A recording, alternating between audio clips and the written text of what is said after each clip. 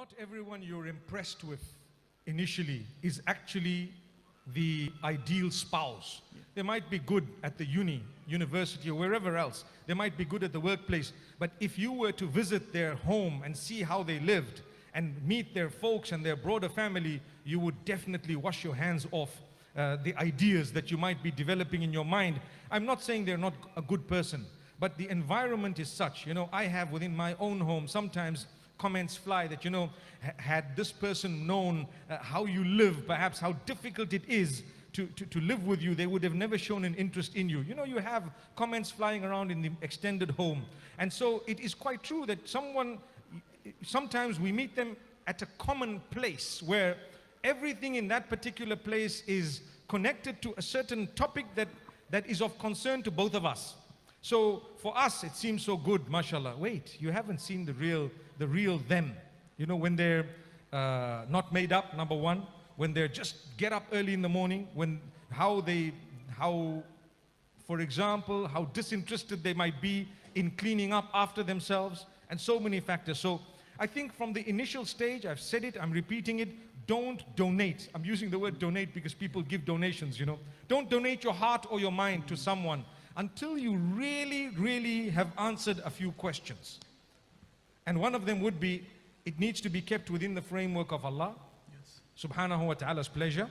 And then involve your folks. And then at the third level, you would want to actually take it a step further. And I want to raise one very interesting point.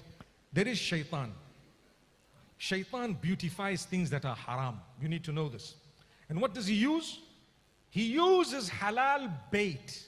You know, when you go fishing, what we do is we get the best bait, right? And we have a rod and we cast. It's in, mashallah. And you have fish. What do? They see a worm, they see the bait, they are confused, they bite. What was our intention? To catch. Shaitan uses the same plot with us. So it looks like food, it looks like something good. Once you bite, you're caught. And then they bring you in, they rope you in slowly but surely, and you come up and suddenly that's the fish. As you get out of the water, what happens? You die. Subhanallah. So this is what happens to us. So it starts in a haram way. You see, for example, a brother, a sister, mashallah, good, really good. Hijab, excellent, alhamdulillah. Salah, beautiful, mashallah, you know. Everything's in order, wow. Soft-spoken, very helpful, mashallah. Up to that point, alhamdulillah, good, subhanallah. So the point I'm raising is you say, mashallah, you're excited and so on. And then, you know, you exchange numbers or somehow you get into contact with the person. And guess what shaitan does? Shaitan makes this guy get you up for Salatul Fajr. So he messages you early in the morning, 5 o'clock, beep, beep. Get up for Fajr. Wow, come on.